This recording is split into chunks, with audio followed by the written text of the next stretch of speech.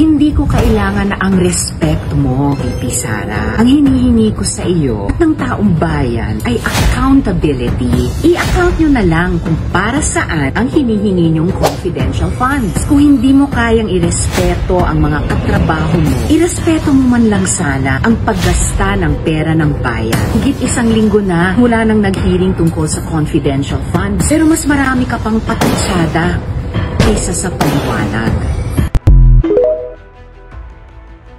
Trabaho lang, walang drama. Akala ko ba, VP Sara, kung VP can live without confidential funds? Kasi parang pinapawisan na yata kayo dyan. Budget hearing pa lang. Lahat naman ng ahensya naglalabas ng proposed budget. Hindi kayo special. Napakababa na yata ng standards sa show. Gagawin mo lang ang trabaho mo, amusing na agad. Meron mang amusing, yan ay yung halos kalahating oras na puro-puro pag-iwas sa tanong at ikot na sagot at pagkakamutot ng sitwasyon. Ginawa nilang perya ang basic na proseso ng pagbusisi ng pera ng bayan. If you're so confident about those confidential funds, then defend them publicly.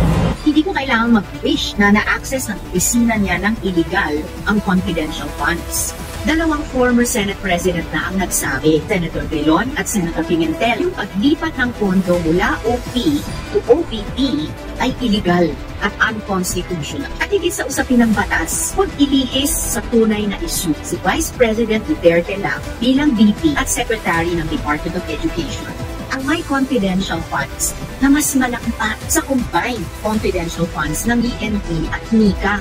Bakit ba kailangan niya ng napakalaking pondo na walang audit o disclosure sa publiko?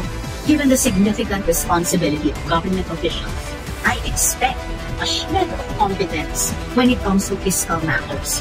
Like any Filipino taxpayer, kaysa sa mga personal na atake at pag-iwas sa tanong, mas maganda sigurong kung hinawin na lang ni VP Sara ang pondo ng opisina niya para sa isang national budget na mas transparent, mas epektibo at mas tutugon sa pangangailangan ng ating mga kababayan.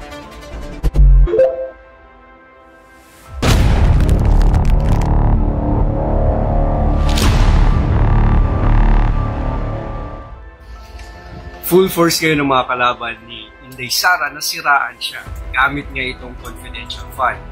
Buti na lang at kagaya siya ni former President Rodrigo Duterte na ginagamit yung platform niya para ma-educate yung mga Pilipino. Ang problema, hindi siya kinakover ng media. So ngayon, tayo, responsibility natin ipakalat ang kanyang mga mensahe para sa taong bayan.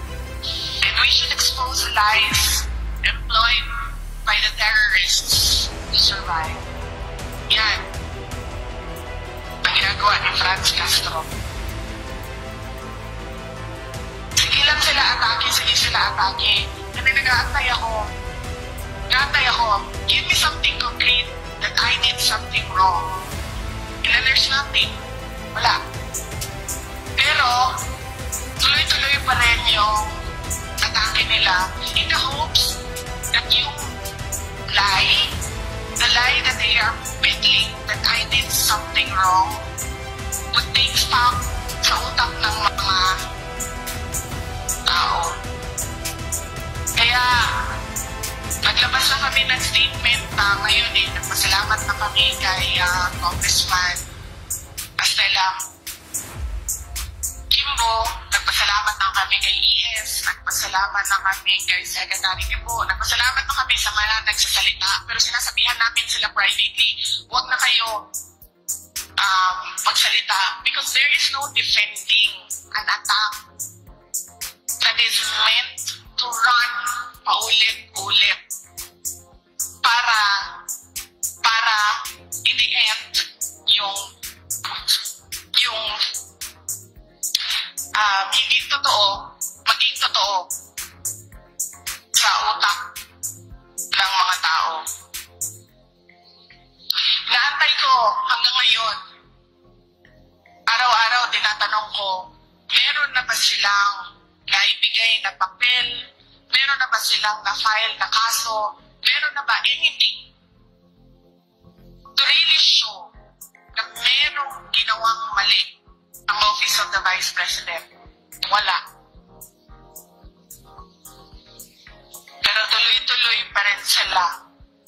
And then pag tinatanong sila, wag tinatanong sila, oh, but you took out words doon sa batas. You took out words doon sa batas and you interpret it this way. Sabi nila, huwag niyo na basahin yung 3 words dyan. Basta makinig lang kayo sa interpretation namin. Yan ang ginagawa ni Franz Castro. Ngayon, at ng buong lang, na ginagamit namin ang pera para hanapin yung connection nila sa mga NPA. Tapos, sasabihin ni Franz Castro, tingnan nyo, kulang ng 2 million ang enrollment ng DepEd. Tanungin nyo si Inday Sara nasaan ang 2 million na learners ng Department of Education. Kasi hanggang ngayon, kulang ang enrollment nila. Ikumpara natin sa number last year.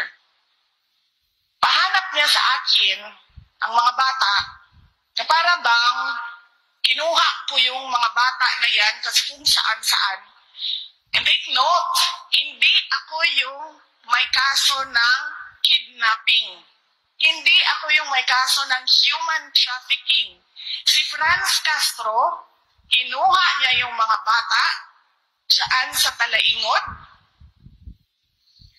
kasi ililipat niya doon sa Manila para mag-rally.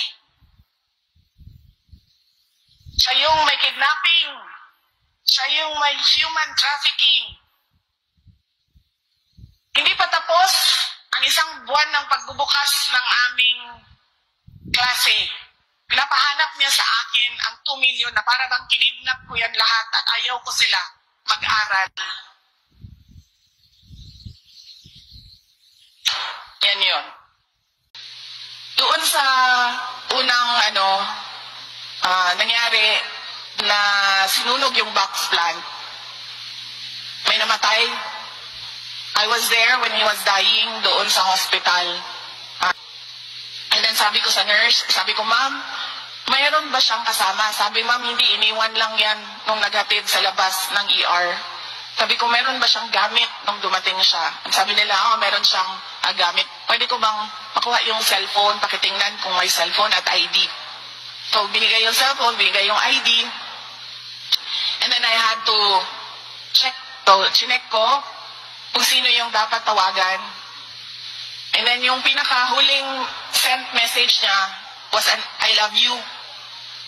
Yan yung last. So inisip ko, ito siguro yung mahalaga sa kanya na tao. So kinuha ko yung number, tinawagan ko. And then may babae na sumagot. Sabi ko, kilala mo si ganito? Tapos sabi niya, oo. Sabi ko, ano mo siya? Sabi niya, asawa ko yan. Sabi ko, kailangan mong maghanda kasi papasundok kita. Kailangan mong pumunta dito sa hospital. Kailangan mo siyang samahan. Tapos sabi niya, bakit? Anong nangyari? Sabi ko, hindi ko masabi sa'yo kung anong nangyari kasi doktor lang ang makasabi sa'yo kung anong nangyari. Pero maghanda ka lang, papasundok kita. Tapos pumunta ka na dito sa hospital. And it turns out, nalaman ko lang after, that was their wedding anniversary. Kaya pala, may I love you. Unang-unang text niya for that day, and huling text niya for that day din, was an I love you sa asawa kasi it was their wedding anniversary. So namatay siya. And then I had to say sorry sa asawa, sa pamilya. I'm sorry, namatay ang asawa mo. I'm sorry, nawala ng tatay ang mga anak mo. I'm sorry na nawala yung breadwinner sa buhay ninyo. Namatay si Jaren, na-ambush. Ganun din, naabutan ko siya sa funeraria. Tapos, sabi ko, may asawa ba ito? Sabi nila, hindi, wala itong asawa, wala itong anak.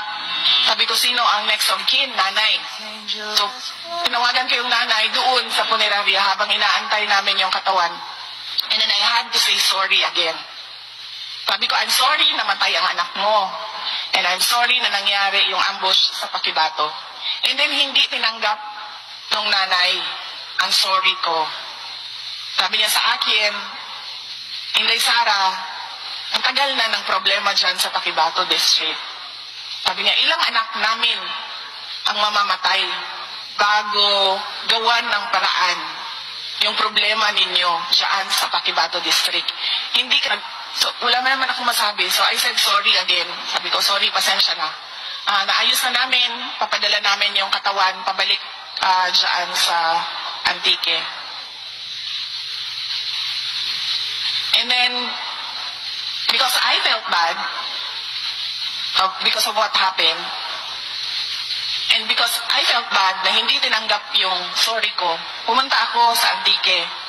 Days, weeks after na ng living, pumunta ako doon. And then personal ko kinausap yung nanay at yung tatay. Nag-sorry na naman ako ulit doon. Kasalaman ko na kaya pala medyo matindi yung hinanakit ng nanay kasi Jaren was an only child. So nang namatay si Jaren, wala na silang anak. Napaisip ako, bakit, di ba ako yung mayor? So bakit ako yung nagsusorry? Hindi naman ako ang gumawa ng IED. Hindi naman ako ang bumaril kay Jaren. Hindi ko naman sinabi, wala naman akong tinulungan na tao na gumawa ng IED. Wala din akong tinulungan na tao na pumatay. So bakit? Sabi ko, ako ang nagsusorry. Wala akong participation, wala akong ginawa para mamatay sila. Bakit ako ang nagsusorry sa pamilya? Yan yung delayed reaction ko. And then, after questioning my existence, nagalit na ako. Kasi napaisip ako, tama nga naman yung mama ni Jaren. 1980s, 1990s, nag-mayor ako first term 2010, nag-vice mayor ako 2007, nag-mayor ako 2010. And then, pagbalik ko 2016, nandyan pa rin yung problema sa Pakibato. So sabi ko sa sarili ko, how much ang kaya ninyong labanan sa pera ng gobyerno? Ang budget ng Davao City at the time was 12 billion pesos, lahat na yon, kasama na lahat. Pero ang pinakamalaking budget item at that time when I was mayor was Peace and Order. Peace and Order Fund. Yan yung pinakamalaki. And then naisip ko, how much ang kaya ninyong labanan sa 1.2 billion, 1.3 billion? Tingnan, ayoko na dumaan yung araw na magsusori na naman ako. So sabi ko, sige, 1.2 billion versus Pakibato NPA. Nakausap ko si Ma'am Inday Santiago at the time. Sabi ko, saan ka na ngayon? Sabi niya, wala na akong ginagawa. Sabi ko, pwede mo ba akong tulungan? So, sabi niya, may gagawin ako. Sabi niya, susuportahan mo. Sabi ko, 1.2 billion. Show me. Tapusin natin yung problema sa Pakibato. And then, ginawa namin ang Peace 911. This was her brainchild. Peace 911. Ginawa namin. And then, hindi na ako sasali sa Peace 911. Kasi, hindi na ako objective. May galit ako eh. May galit na ako, ma'am eh. So, hindi na ako objective sa decision making ko. May bias na ako. So, kung ano yung sa tingin ninyo, makakatulong dyan sa lugar na yan, susuportahan ko kayo, lahat ng budget na kailangan ninyo, bibigay ko sa inyo, susuporta ko sa inyo. Basta gawin nyo lang kung ano sa tingin nyo makakatulong. Nagay tayo ng social worker kasi, yung mga social worker, mababait, di ba? Kahit nasistress na sila, mabait pa rin sila, hindi mainit yung ulo nila. And then, sabi ko, maglagay tayo ng pari para merong magdasal. And then maglagay tayo ng abogado para sure na legal lahat ng gagawin. Kaya nandoon dumating si Attorney Liza Lapina kasi kailangan nila ng abogado at the time para just to make sure na lahat ng gagawin nila is above board and legal siya. And na i-institutionalize lahat ng ginagawa nila para hindi mabura. So, yun ang nangyari and the rest is history. Before I stepped down as mayor in my third term, in 2022, Davao City was declared insurgency-free. We should expose the lies peddled by the terrorist groups. Pero huwag na kayo sumali. Ako na bahala. VP Inday Sara Duterte's words of reassurance during her speech at the OPAPPRU Peace Village opening and ribbon-cutting ceremony, National Peace Consciousness Month, SM Ecoland in Davao City. Muling binigyang diin ni Vice President Inday Sara Duterte ang mga akusasyong ibinabato sa kanya ng Makabayan Bloc ukol sa confidential funds ng mga institusyong pinamumunuan ng Vice Presidente. Isang maikli ngunit malaman na mga salita ang mariing binitawan ng kalihim ng Departamento ng Edukasyon na huwag na raw sumali ang iba dahil batid niya na ito ay kanyang laban kung kaya't binanggit niya na siya na ang bahala sa mga samut-saring akusasyon sa kanya. As the Vice President reiterates to fight this battle alone, rest assured that this organization will continue to support, upholds, and join the mandates of the Office of the Vice President and Department of Education. We know the brand of leadership of Dutertes in Davao. They spend money for the people and talagang public service. If money is spent to protect the life and future of innocent people, especially children, it is worth paying our taxes and we will be very grateful for the government to spend it for us. Welcome to the Philippine Government News Channel. Here, we bring you the latest breaking news and current events in Philippine politics. Get exclusive access to speech and video clips of President Ferdinand Bongbong Marcos Jr., as well as updates on Vice President Inday Sara Duterte. We strive to provide transparency and keep you informed about the Senate hearings and House of Representatives proceedings. Stay up to date with the political landscape of the Philippines by subscribing to our channel today. Don't miss out on important discussions and debates. Subscribe now.